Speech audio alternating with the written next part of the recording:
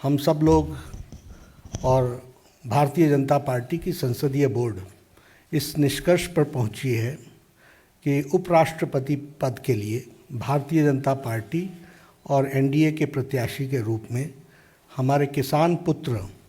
श्री जगदीप धनखड़ जी को हम उपराष्ट्रपति पद के लिए अपना प्रत्याशी के रूप में घोषित करते हैं। हम सब लोग जानते हैं कि जगदीप धनखड़ जी, श्री जगदीप धनखड़ जी ये वेस्ट बंगाल के अभी गवर्नर हैं और लगभग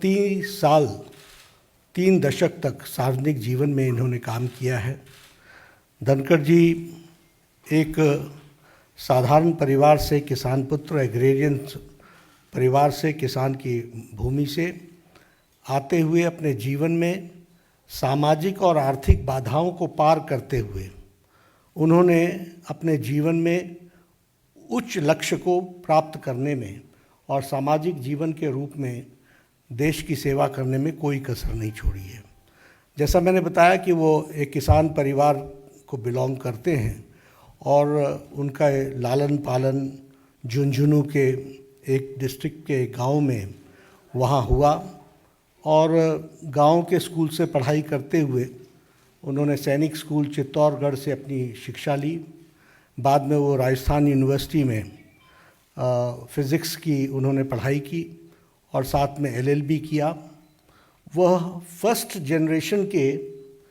प्रोफेशनल हैं, यानी वकालत के रूप में वो फर्स्ट जनरेशन में वकील बने और बहुत ही कम समय में उन्होंने अपने आप को राजस्थान हाई कोर्ट में एक सक्षम वकील, एक प्रसिद्ध वकील के रूप में स्थापित किया और साथ ही साथ सुप्रीम कोर्ट में भी उन्होंने अपना नाम एक वकील के रूप में स्थापित किया। So he is a first generation lawyer, first generation professional. और सार्वजनिक जीवन में आने से पहले वो एक प्रतिष्ठित वकील के रूप में उन्होंने अपने आप को स्थापित किया। वो सुप्रीम कोर्ट में वकील थे जब उन्होंने पहली बार लोकसभा 1989 में झुंझुनू से चुनाव लड़ा और वहाँ से वो विजय हासिल की और बाद में वो 1990 से लेकर के 1993 तक वह parliamentary affairs, minister of state for parliamentary affairs के मंत्री रहे और बाद में वो राजस्थान के किशनगढ़ कंस्टिट्यूएंसी अजमेर डिस्ट्रिक्ट से विधानसभा के भी सदस्य रहे और उनका एक लंबा एडमिनिस्ट्रेटिव एक्सपीरियंस रहा है। हम सब जानते हैं कि वो जुलाई महीने 2019 में उन्होंने राज्यपाल का पद वेस्ट बंगाल में, पश्चिम बंगाल के राज्यपाल के पद को संभाला as governor of West Bengal. और हम जानते हैं कि उनकी छवि पीपल्स गवर्नर, लोगों के गवर्नर, लोगों के दिल पर राज करने वाले ऐसे शख्सियत के रूप में वो राज्यपाल के रूप में स्थापित हुए हैं। और उन्होंने जिस तरीके से सार्वजनिक जीवन में सेवा की है और लंबे समय तक सेवा की है, इन सारी बातों को ध्यान में रखते हुए भारतीय जनता पार्टी और एनडीए ने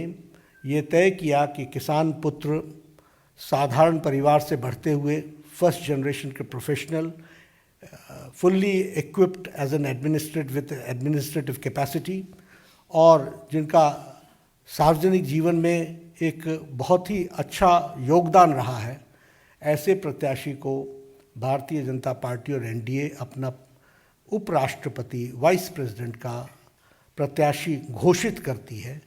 और आगे चल कर के उनके नॉमिनेशन की तारीख भी तय होगी और फिर चुनाव की दृष्टि से तैयारी होगी।